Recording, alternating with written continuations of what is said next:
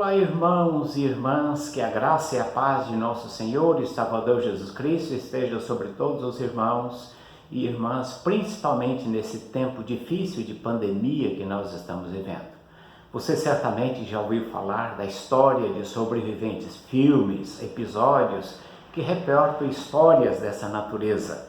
A Bíblia também narra pessoas que sobreviveram a tragédias e a episódios difíceis, e Daniel é um caso deles. Daniel sobreviveu à destruição de Jerusalém, ele sobreviveu ao exílio, ele sobreviveu a vários episódios sob o governo de Nabucodonosor, de Belsazar, e quando o Império Babilônico caiu, Daniel sobreviveu àquele episódio e ele estava presente fazendo parte do governo do Império Medo-Persa, e ele foi nomeado para ser um dos 3 superintendentes sobre os 120 governadores. E nesse primeiro episódio nós aprendemos que Daniel sobreviveu ao quê? Primeiro, a uma agenda sobrecarregada. Como governador e dadas as dimensões das suas responsabilidades, Daniel com toda certeza tinha muitas atividades, muitas responsabilidades. Mas essas responsabilidades, essas inúmeras tarefas, nunca impediram Daniel de preservar, nunca impediram Daniel de conservar o seu hábito de oração e de cultivar o seu relacionamento com Deus. Mas há um segundo fator que Daniel é sobrevivente, é a convivência do poder. Todos nós sabemos que o poder, por natureza, é extremamente envolvente. O poder é embriagante, o poder contagia, o poder contamina e pode suscitar os sentimentos de toda a natureza no coração humano. Abraão Lincoln diz: quer conhecer um homem, dê-lhe poder. E Daniel experimentou o poder, mas o poder não mudou Daniel na sua maneira de ser, na sua maneira de agir. Qual o segredo de Daniel?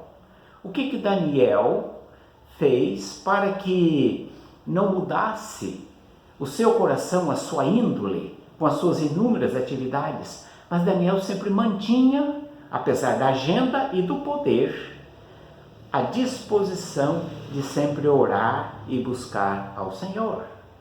Mas há o lado reverso dessa história, que o poder também é fonte inevitável de intrigas, de invejas e ciúmes. E foi exatamente isso que aconteceu com Daniel. Ele foi vítima de inveja, ele foi vítima de ciúmes.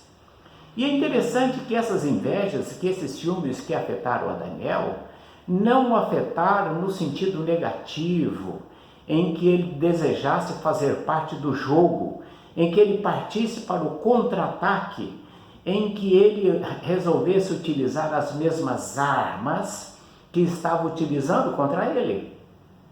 O que preservou o coração de Daniel íntegro, inteiro, no meio daquela circunstância escorregadia, perigosa que ele estava vivendo? Certamente foi a sua profunda comunhão com Deus que guardou o seu coração e que o impediu de fazer que o seu comportamento fosse determinado pelo comportamento alheio. Mas há uma outra circunstância naquele momento que Daniel está vivendo ali no capítulo 6 do livro de Daniel, é que Daniel também está vivendo numa cultura totalmente diversa, distinta. Nós somos seres culturais, nós não somos impermeáveis à cultura. Contudo, Daniel, apesar de conviver numa cultura, de se adaptar a essa cultura, ele soube preservar os seus valores e não se deixou contaminar pelo manjar do rei, como está escrito lá no capítulo 1. Ele entendeu que ele tinha valores, que ele tinha princípios e que certas coisas ele poderia estar cedendo espaço, ele poderia estar ruindo aqueles valores se ele não se cuidasse. Ele, por exemplo, tomou a cautela com relação à comida, porque ele entendeu que se conquistasse o estômago, conquistariam a sua cabeça. Ou seja, em todo esse episódio nós percebemos que Daniel está ciente das influências culturais. Ele está ciente do poder da cultura. e ele está ciente que ele precisa conviver na cultura, interagir na cultura, relacionar-se usando os instrumentos da cultura, mas sem que esses elementos da cultura justifiquem o seu comportamento, amoldem o seu comportamento. Facilmente nós dizemos, todo mundo faz, é comum, é normal. Mas nós esquecemos que nem tudo aquilo que é comum e que é normal é normativo, e parece-nos que Daniel tinha esta consciência. E esta consciência, ela não brota simplesmente do nada, ela brota de um relacionamento com Deus que alimenta os nossos valores, que alimenta os nossos princípios e que nos dá discernimento para perceber aquilo que pode minar ostensiva ou sutilmente valores os quais nós temos alimentados a partir do nosso relacionamento com Deus. Ou seja, Daniel sobreviveu a este episódio por conta da sua relação, por conta do seu relacionamento com Deus. Mas há um outro fator o qual Daniel é sobrevivente. Ou seja, quando o rei emitiu aquele decreto, e Daniel foi a vítima desse decreto, seria lançado na cova dos leões. Ou seja, o decreto era legal, era um decreto do rei. Mas Daniel resolveu não obedecer esse decreto. Por quê? Porque Daniel entendeu esse limite entre o ético e o legal. Nem sempre aquilo que é legal, nem sempre aquilo que brota de uma autoridade tem legitimidade ética e moral.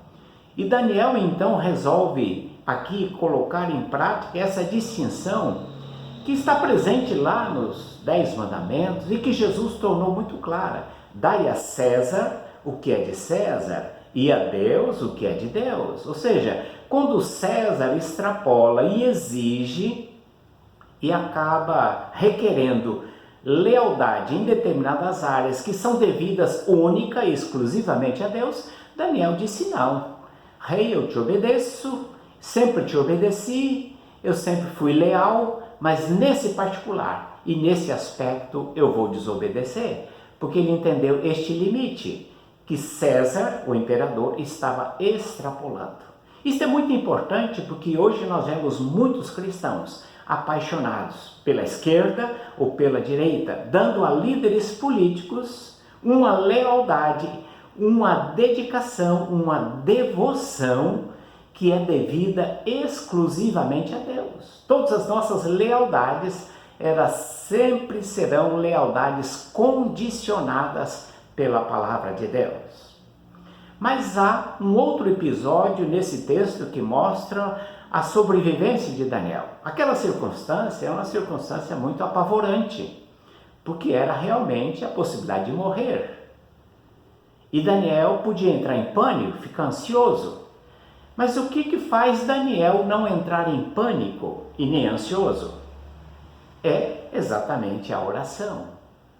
É na oração que ele encontra forças, discernimento e sabedoria para saber até onde ele vai e até onde ele pode arriscar a sua vida. E de fato ele arriscou, mas ele estava sabendo com quem e para quem ele estava arriscando a sua vida, porque ele sabia que Deus era poderoso para reverter toda e qualquer circunstância antagônica ou ameaçadora à sua vida.